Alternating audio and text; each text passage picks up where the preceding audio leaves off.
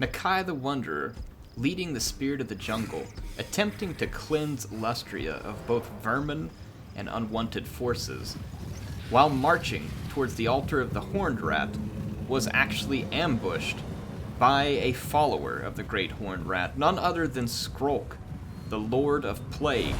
Can the Wanderer and his troops hold off the Vermintide? Alright, YouTube, what the crap? Let's go! Ambush time! That's right, as announced, this is going to be Lord Skrolk ambushing my Spirit of Lustria army, isn't that? I think that's what it's called. Yeah, anyway, there's old skitter leaping Lord Skrolk right there. Is his butt hanging out of that? Is awful. Never again, please. So he has a huge army of Skaven, and they are pretty darn well armed with storm vermin, sword and shield, and the halberd variant. There are a couple of clan rat spears mixed in, and a bunch of Skaven slave slingers in the back. You can just see a huge army here from Skrolk spread all the way across the map.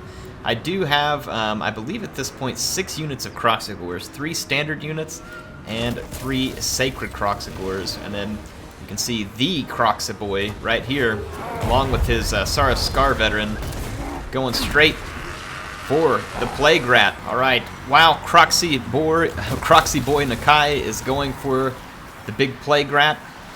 Many of the storm vermin are bottled up here, and they find themselves a victim of a brutal comet of Kazandora from my Skink Priest Lore of Heaven. So I get on the board very quickly, and we're not done with these filthy Skaven yet. I'm going to bring out some Ranon's Thunderbolt and really start ripping through the blobs of Skaven infantry where possible.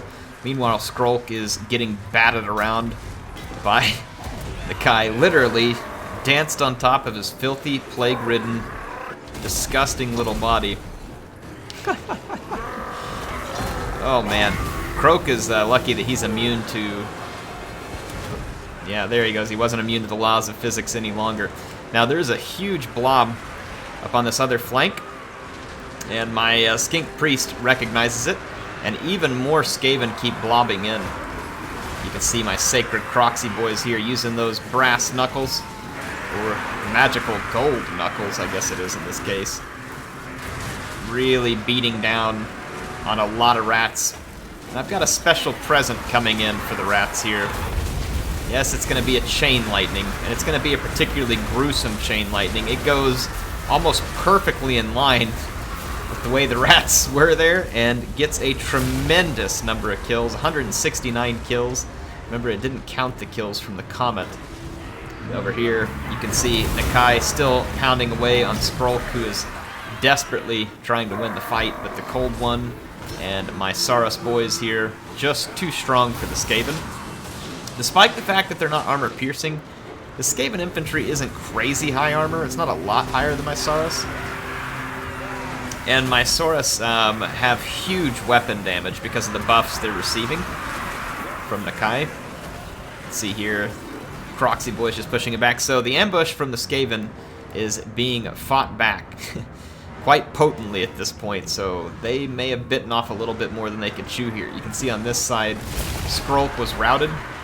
There is some clan rat summons coming up here, but nothing we can't handle.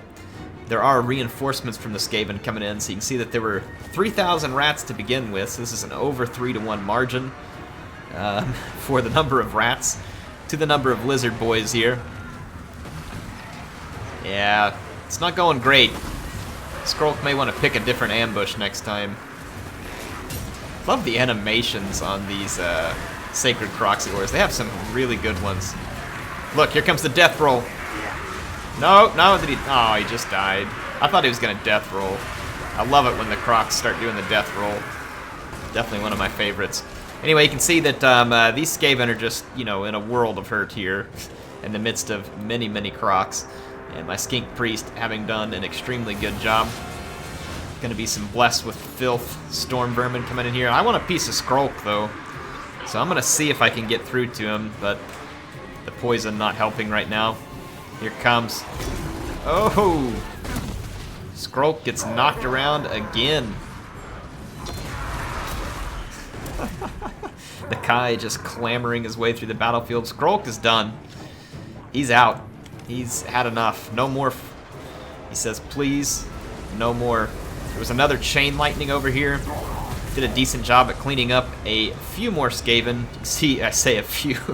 It's up to 357 kills, so that was quite the potent chain lightning, as you can see from the corpses on the ground there. So the Skaven now utterly reeling with casualties, and it's not over yet. The reinforcements, having seen what happened, don't really understand what's good for them, but I mean, that's pretty typical for Skaven, isn't it?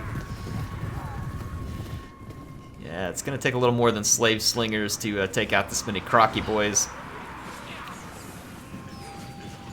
See, here comes their storm vermin. My Croxy boys are all ready for them. Maybe we'll get some death roll action here. Yeah, there we go.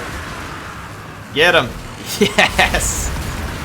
Oh, yeah, I love it. I think he just ate one of the Skaven. That was beautiful.